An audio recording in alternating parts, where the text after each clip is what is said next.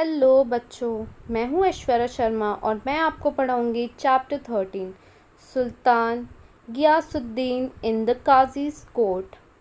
Hundreds of years ago, in the eastern province of Bengal, Sultan Ghiyasuddin Azam Shah ruled the land. His capital was Sonargaon. Sultan Ghiyasuddin was a good ruler. He ruled wisely and well. He respected men of learning. He had a deep regard for law. 100 साल पहले की बात है जो जो बंगाल के eastern areas थे वहाँ पे सुनारगांव नाम की एक जगह थी। वहाँ पे गियासुद्दीन आज़म शाह रूल करते थे। वो बहुत अच्छे रूलर थे। वो बहुत ही बुद्धिमान थे और वो वो लोग जो लर्निंग करते थे, जो अच्छे से पढ़ाई लिखाई करते थे, चीज़ें पढ़ते थे, उनकी बहुत इज्जत करते थे और वो लॉ को भी मानते थे। लॉ के लिए भी बहुत रिस्पेक्ट थी उनके मन में। One day, while the Sultan was practicing with his bow and arrows, he accidentally wounded the only son of a poor widow. The wounded boy did not survive. Weeping and wailing, the poor widow went to the Qazi and told him what had happened.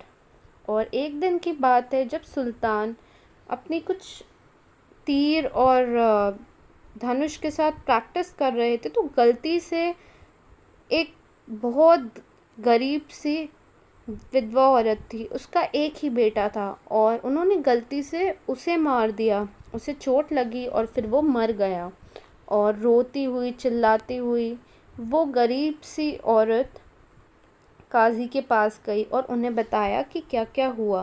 The Qazi was an honest and upright man. He sent an officer to summon the Sultan to his court. When the officer reached the palace, the guards stopped him and inquired about his business.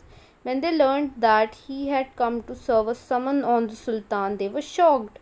They refused to let him go inside the palace. फिर जो काजी था वो बहुत ही honest man था और बहुत ही सही विचार वाला था। उसने अपने एक ऑफिसर को सुल्तान के पास भेजा कि वो उन्हें अपने कोर्ट में लेकर आए। जब ऑफिसर वहाँ पहुँचे तो बाहर जो पहरेदार थे उन्होंने उस ऑफिसर को रोक दिया और पूछा कि तुम क्यों आए हो।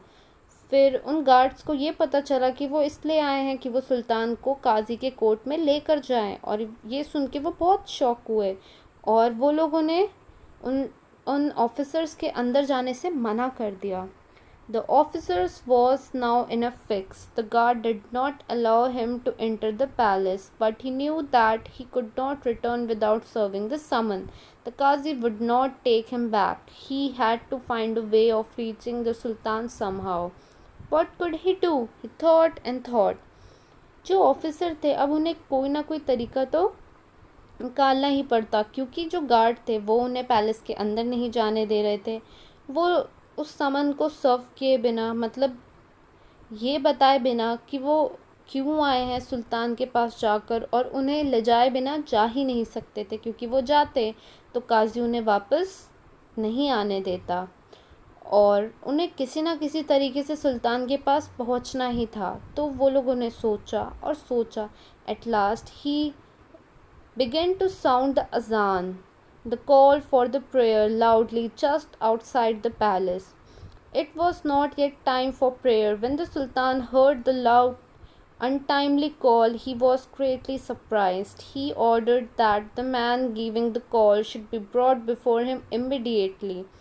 और आखिर में उस ऑफिसर ने क्या दिमाग लगाया, वो पैलेस के बाहर अजान ज़ोर ज़ोर से पढ़ने लगा और वो अजान का समय ही नहीं था। सुल्तान ने जैसे ही सुना कि कोई अजान का समय नहीं है फिर भी अजान ज़ोर ज़ोर से पढ़ रहा है तो वो बहुत सरप्राइज़ हुआ और उसने ऑर्डर किया कि जो भी आदमी ये कर रहा है उसे अंदर लेकर आओ। His soldiers rushed out of the palace gates, caught the officer and took him to the Sultan within moments. और फिर वो जो सोल्जर्स थे वो पैलेस के बाहर गए, उस ऑफिसर को पकड़ा और उसे सुल्तान के पास लेकर आए। When the officer knelt before the Sultan, he was trembling with fear, but he mustered all his courage and explained why he had given the call for azan. Then, with shaking hands, he gave the summons to the Sultan. Sultan Ghiyasuddin took it without making any comment. He read the summons and told the officer to go back to the Qazi. He announced that he would appear in the Qazi's court the next day. फिर वो officer को सुल्तान के सामने लाया गया। वो बहुत डर रहा था। उसमें हिम्मत भी नहीं थी कि वो ऑफिसर के सामने कुछ बोल पाए। फिर भी उसने हिम्मत जुटाई और उसने ऑफिसर को उस समन के बारे में बताया। तो सुल्तान गियासुद्दीन ने उस समन के बारे में सुनकर कुछ भी नहीं कहा। उन्होंने वो समन को पढ़ा कि उन्हें काजी के कोर्ट में जाना है, और फिर उन्होंने ऑफिसर से कहा कि ठीक है, मैं कल काजी के कोर्ट में आ जाऊंगा। The next morning the sultan got ready to appear before the qazi. He hid a sharp sword in his robe and set out. Next morning जो सुल्तान होता है वो सुबह उठता है, तैयार होता है और काजी के पास चला जाता है।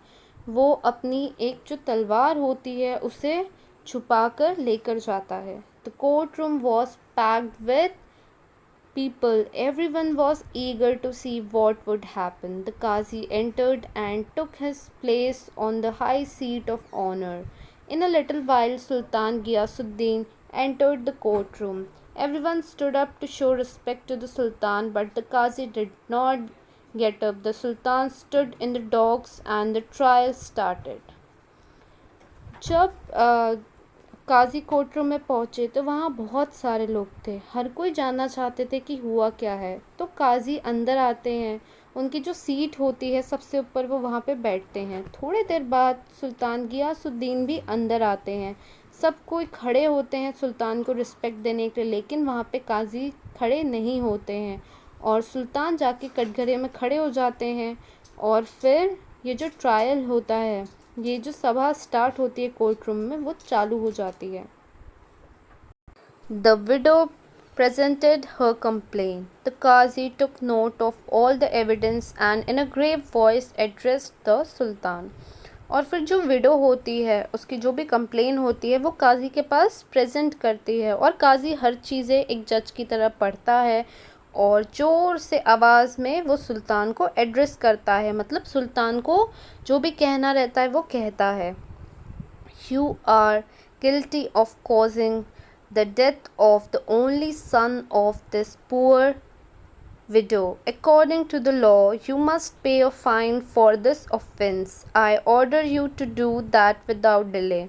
और फिर काजी सुल्तान से कहता है कि ये जो गरीब सी विधवा औरत है, इसके बेटे के मरने के पीछे तुम्हारा ही हाथ है, और इसलिए मैं ये ऑर्डर करता हूँ कि लॉ के हिसाब से इस क्राइम को करने के लिए तुम्हें कुछ पैसे उस विडो औरत को देने पड़ेंगे, और ये तुम्हें जल्दी से जल्दी करना पड़ेगा। The sultan accepted the judgment and apologised to the widow. He arranged to pay the fine immediately. The widow felt satisfied that the offence was brought home to the offender.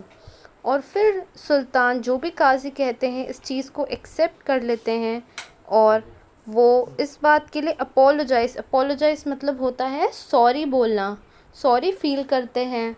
और फिर वो जितने भी पैसे उस औरत को देने रहते हैं वो देते हैं, और वो औरत भी खुश हो जाती है कि ठीक है, जिसने ऑफेंस किया, उसके बेटे को मारा, उसे कोर्ट में लाया गया, उसे पनिशमेंट दी गई।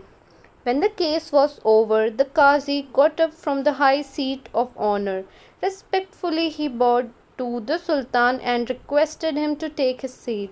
और जैसे ही वो केस ख़त्म हो जाता है तो जो काजी होता है वो अपनी जगह से उठता है और बहुत सारे रिस्पेक्ट के साथ वो सुल्तान के सामने अपना सर झुकाता है और उन्हें कहता है कि अब केस ओवर हो चुका है, आप मेरी जगह पे बैठ जाइए।